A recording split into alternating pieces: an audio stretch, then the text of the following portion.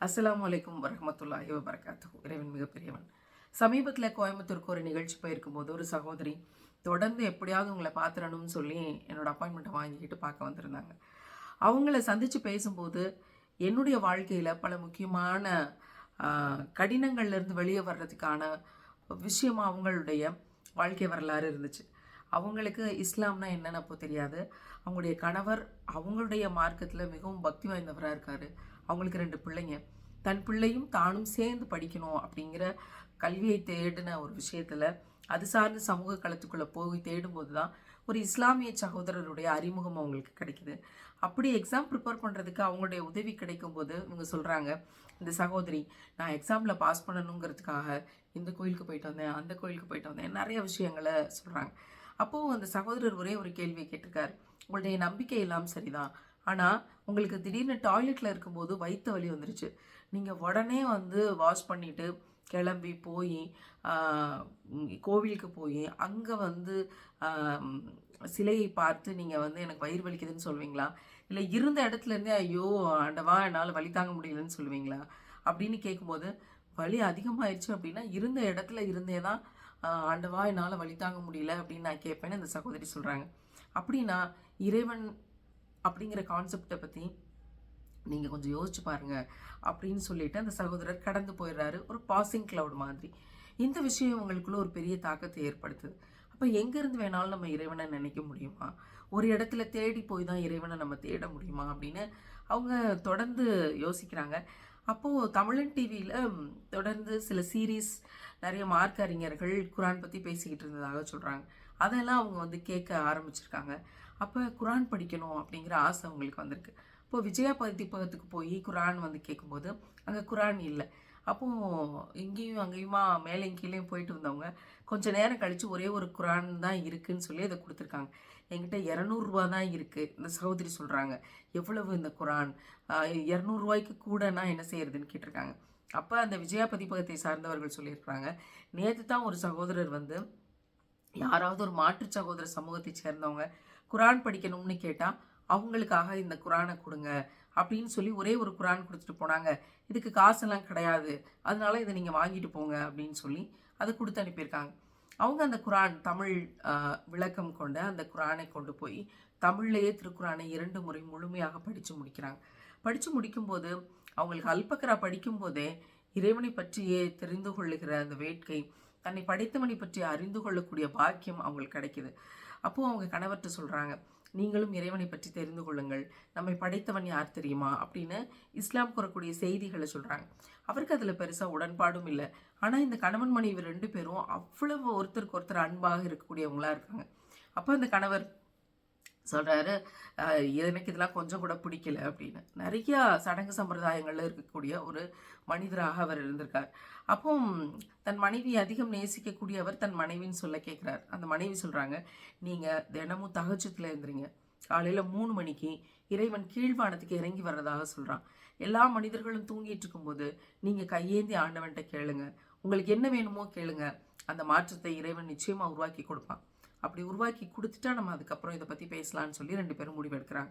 அப்போ அந்த கணவர் சொல்கிறாரு, சரி உனக்காக அதை நான் செய்கிறேன், ஒருவேளை அந்த மாற்றம் வரலை அப்படின்னா நான் சொல்கிறத நீ கேட்கணும், மாற்றம் வந்துருச்சு அப்படின்னா நீ சொல்கிறத நான் கேட்குறேன்னு ஒரு முடிவோட தஹஜ்ஜுத் நேரத்தில் எந்திரிச்சு சமணங்கால் போட்டு உட்காந்து 2 கையையும் நீட்டி அந்த கணவர் இறைவனிடத்தில் கேட்குறார்.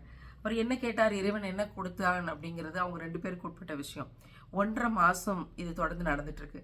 இதுக்கு இடையில இந்த சகோதரி அல்லாட்ட சொல்லியிருக்காங்க, யா அல்லா, என்னுடைய கணவர் எனக்கு ரொம்ப பிடிச்சமானவர், என்னுடைய தாய் தகப்பனுக்கு அடுத்து நான் அவ்வளவுக்கு அதிகமாக நேசிக்கக்கூடியவர் அவர் தான், அவர் ரொம்ப நல்லவர், அவருடைய மனசை மாற்றுறதுங்கிறது உனக்கு ஒரு பெரிய விஷயமே கிடையாது, நீ ஆகுனா ஆயிரப்போகுது, ஒன்று அவர் மனசை மாற்று, இல்லையா என்ன என் கணவர்கிட்ட பிரிச்சிரு அப்படின்னு சொல்லி மிக கடுமையாக ஒரு வைராக்கியத்தை வைக்கிறாங்க. ஏன்னா அல்லாவை ஏற்றுக்கொண்ட பிறகு அல்லாவை ஏற்றுக்கொள்ளாத ஒரு மனிதரோடு இருப்பது அப்படிங்கிறதே தவறு அப்படின்னு அவங்க தெளிவாக புரிஞ்சிருக்காங்க. அப்போ ஒரு 1.5 மாதம் தகஜத்தில் அவருடைய கணவர் எந்திரிச்சு தன் மனைவிக்காக அந்த இறைவனிடத்தில் கேட்குறது அப்படிங்கிறத ஃபாலோ பண்ணிட்டு இருக்கார். 1.5 மாதம் கழித்து தன் மனைவி கிட்ட சொன்னாராம், நம்ம இஸ்லாத்தை ஏற்றுக்கொள்ளலாம், நான் முஸ்லீமாக மாறிவிடலாம் அப்படின்னு சொல்லி சொன்னாராம். ஏன்னா அவர் என்ன கேட்டாரோ அது நடந்திருக்கிறது அப்படிங்கிற விஷயம் அவங்க வாழ்க்கையில நடந்திருக்கு. அதில் அவர் திருப்தியுற்றார், இறைவனை அறிந்து கொள்ளக்கூடிய பாக்கியத்தை பெற்றார் அப்படிங்கிற மேஜிக் அண்ட் மிராக்கிள் மூமெண்டா அது இருந்திருக்கு. அவங்க 2 பேரும் இஸ்லாத்தை ஏற்கிறாங்க. அவங்க பிள்ளைகள் 2 பேரும் இஸ்லாத்தை ஏற்றுக்கொள்கிறார்கள். குடும்பத்தோடு இஸ்லாத்தை ஏற்று முஸ்லீம்களாக வாழ தொடங்குறாங்க. அப்போ அவங்களோட ட்ரெஸ் கோடு, ஃபர்தா போடுறது, ஹிஜாப் போடுறது, இதெல்லாம் வந்து அவங்களுடைய குடும்பத்தில், அவங்களுடைய உறவினர்கள் மத்தியில் நிறைய எதிர்ப்பு, புறக்கணிப்பு. அவங்க அம்மாவும் அதை அவ்வளோ சாமானியமாக ஏற்றுக்கல. அப்போ கோயம்புத்தூருக்கு ஒரு 2.5 வருஷத்துக்கு முன்னாடி ஒரு உரைக்காக நான் வந்திருக்கும் போது என்னுடைய உரையை கேட்பதற்காக அவங்க அம்மாவையும் கூட்டிகிட்டு வந்தாங்களாம். இப்போ அவங்க அம்மா உயிரோடு இல்லை. அவங்களுடைய அம்மாவோட 2 கல் வச்சத்தோடையும் அவங்க பாட்டியினுடைய 2 கல் வச்சத்தோடையும் அவங்களுடைய ஞாபகமாக, முன்னோர்களின் ஞாபகமாக நான் வச்சுருந்தேன். அதை விற்கக்கூடாதுன்னு நான் நினச்சிருந்தேன். ஆனால் பழைய தங்க நகைகளை ஏழைகளுடைய நல்வாழ்வுக்காக கொடுங்கள் அப்படின்றவங்களுடைய பதிவை நான் பார்த்தேன். பழைய துணியை சர்வ சாதாரணமாக பழைய துணி தானே அப்படின்னு மூட்டை மூட்டையாக நிறைக்க தெரிந்த மக்களுக்கு பழைய தங்கத்தை கொடுங்க அப்படின்னா கொடுப்பீங்களா அப்படின்னு கேட்டவங்களுடைய கேள்வி என் மனசில் ஒரு பெரிய தாக்கத்தை ஏற்படுத்திச்சு. இனி இதை வந்து ஒரு நம்பிக்கையின் அடிப்படையில் சும்மா வச்சிருக்கக்கூடாது. உங்களின் கைகள் வழியாகவே ஏழைகளுக்கு கொடுத்து உதவக்கூடிய ஒரு விஷயத்தை செய்யணும்னு சொல்லி தான் உங்களை தேடி வந்தேன்னு சொல்லி, அவங்கக்கிட்ட வேறு எந்த நகையுமே இல்லையா, என்கிட்ட வேறு நகைகள் இருந்திருந்தால் அதையும் சேர்த்து உங்கள்கிட்ட ஒப்படைச்சிருப்பேன். என்கிட்ட இது மட்டும்தான் இருக்குன்னு சொல்லி அந்த 4 தோடையும் என் கையில் கொடுத்துட்டு நான் சீக்கிரம் போனோம். 3 மணிலேருந்து 4 மணி வரைக்கும் ரேஷன் கடையில் டோக்கன் கொடுத்துருக்காங்க, பொங்கல் சாமான் வாங்கணும் அப்படின்னு சொல்லி சொன்னாங்க. உண்மையாகவே கண்ணீரை கட்டுப்படுத்த முடியாத இந்த நேரத்தில் நான் வடித்த ஈமானின் கண்ணீரை வல்ல ரஹ்மான் அறிந்தவனாக இருக்கிறான். ஒருத்தரை பாதுகாக்கணும்னு இறைவன் முடிவு பண்ணிட்டான் அப்படின்னா எங்கே இருக்கிறவங்களை தேடி கண்டுபிடிச்சி அவங்களுக்கு குரானோட வெளிச்சத்தை கொடுத்து, என்ன மாதிரியான ஈமானை கொடுத்து, சில பெண் எழுத்தாளர்கள் அப்படிங்கிற பச்சோந்திகள் இன்னைக்கு என்னை பற்றி எழுதி பரப்பி கொண்டிருக்கிறார்கள்.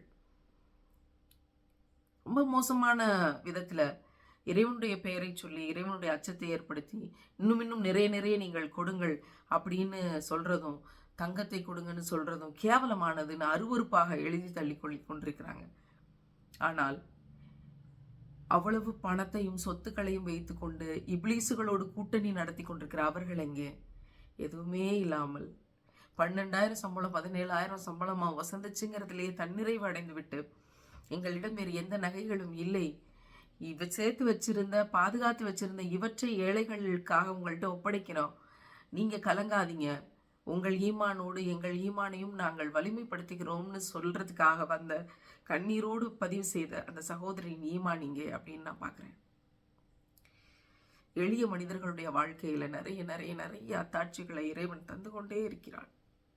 அதனாலதான் நாம் உயிரினும் மேலாக நேசிக்கக்கூடிய உத்தம நபிகள் நாயகம் ஸல்லல்லாஹு அலைஹி வஸல்லம் அவர்கள் சொன்னார்கள், நான் ஏழைகளோடு சொர்க்கத்திற்குள் நுழைவேன். சம்திங் ஸ்பெஷல் அங்கே இருக்கு அப்படிங்கிறத பார்க்க முடியுது. ஏன்னா இல்லாத போது கூட கொடுக்கிற மனப்பான்மை, இல்லாத போது கூட துவா கேட்கிற மனப்பான்மை, இல்லாத போது கூட ஒழுக்கமாக இருக்க தெரிந்த மனப்பான்மை, இல்லாத போது கூட ஹலால் ஹராம் பேண் நிற்க தெரிந்த மனப்பான்மை, இல்லாத போது கூட இன்னொரு உயிருக்காக கவலைப்பட தெரிந்த மனப்பான்மை, இல்லாத போது கூட பெருமைப்பட தெரியாத மனப்பான்மை, இந்த மனப்பான்மைகள் இருக்கிறதுனாலதான் நான் ஏழைகளோடு சொர்க்கத்துக்குள்ள போவேன் அப்படின்னு வந்து ரசூலுல்லாஹ் அனௌன்ஸ் பண்ண வச்சிருக்கு.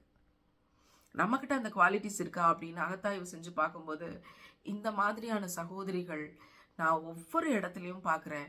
இவங்கெல்லாம் எனக்கு கிடைச்ச கிஃப்ட், இவங்களுடைய துவாக்கள் எனக்கு கிடைச்ச கிஃப்ட்,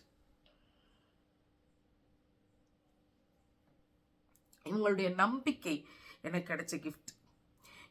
இதை வந்து எந்த ஒரு விஷயத்தாலையும் ரீப்ளேஸ் பண்ணிட முடியாது. இப்படி எத்தனையோ பேர் இருக்காங்க. அவங்கள வந்து முகம் ஞாபகம் இல்லாமல் பேர் ஞாபகம் இல்லாமல் நான் கடந்து போகலாம். ஆனால் நிச்சயமாக கருணையாளன், பெருங்கருணையாளன் மறுமையில் அத்தனை பேரையும் ஒன்றிணைப்பான். எளிய மனிதர்கள் தான் நாம். ஆனால் அல்லாஹ்வின் மீது அத்தனை தூய்மையான அன்பு நம்ம வச்சிருக்கிறோம் அப்படிங்கிறதா இந்த கண்ணீர் எடுத்து சொல்லுகிற பாடமாக இருக்கிறது. தலைமை அழுகக்கூடாதுங்க அப்படின்னு என்கிட்ட நிறைய பேர் சொல்லுவாங்க. தலைமை அழுகக்கூடாது.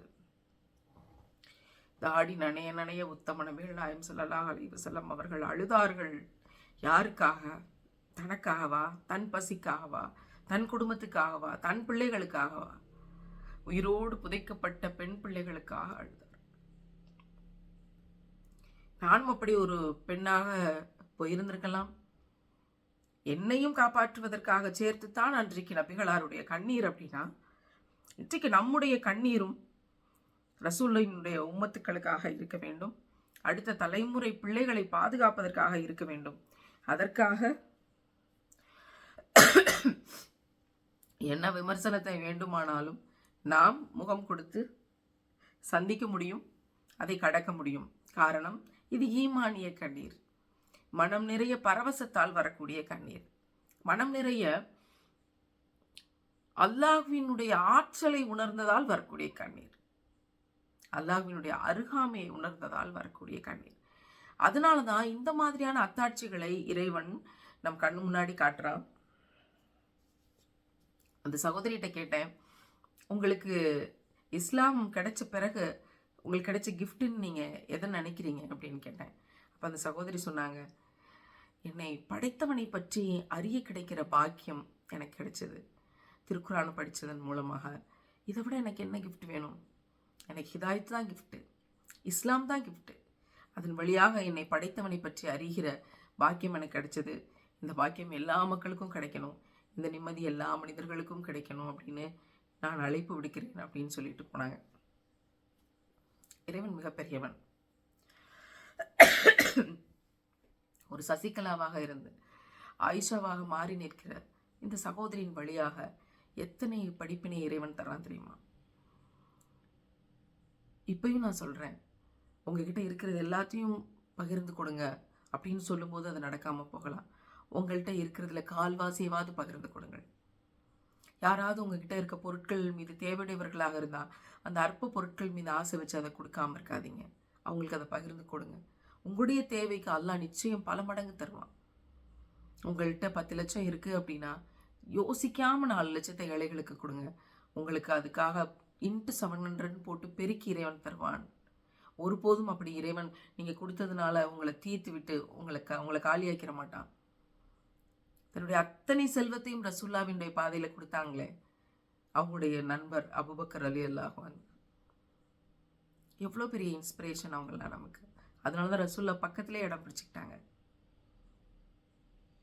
அப்படியான நட்பு, அப்படியான ஈமான், அப்படியான இஸ்லாம் நமக்கும் கிடைக்கணும். அந்த சகோதரிக்காக நான் நிறைய துவா செய்கிறேன். நீங்களும் அவங்களுக்காக துவா செய்யுங்க. இது போன்ற நம்ம கேட்டுட்டு பாசிங் கிளவுட்ஸ் மாதிரி இந்த விஷயங்களில் கடந்து போயிடாம இதை இதயத்தில் மிக ஆழமாக பதிச்சுக்கிட்டு, இறைவன் நம் சமீபத்திலும் இருக்கிறான், நமக்கும் அல்லாஹ் உதவி செய்து கொண்டு தான் இருக்கிறான், நாம் அதை உணர்பவர்களாக இருக்கிறோமா அப்படிங்கிறதுல இன்னும் அதிக கவனம் செலுத்தணும்னு நினைக்கிறேன். அவங்கக்கிட்ட கேட்டேன், குரான் படிச்சிட்டிங்களா? தமிழில் குரானை 2 தடவை முழுசாக படிச்சிட்டேன், இப்போ அரபியில் எழுத்துக்கூட்டி படிக்கிற அளவுக்கு வந்திருக்கிறேன் அப்படின்னு சொன்னாங்க. அவங்களுக்கு என்னுடைய துவாக்கள், என்னுடைய நன்றிகள், என்னுடைய உள்ளத்தின் ஆழத்திலிருந்து சலாம். இதை பார்க்குற எத்தனையோ சகோதரிகள் உங்களுக்காக துவா செய்வாங்க. அந்த துவாக்கள் அதுதான் உண்மையான கிஃப்ட் அப்படின்னு நான் நினைக்கிறேன். இறைவன் அந்த அன்பை தான் ஒவ்வொரு உள்ளத்துக்கு நடுவுலையும் பரப்பி விடுறான் அப்படின்னு நினைக்கிறேன். உங்களை சந்தித்ததில் ரொம்ப சந்தோஷம் சகோதரி.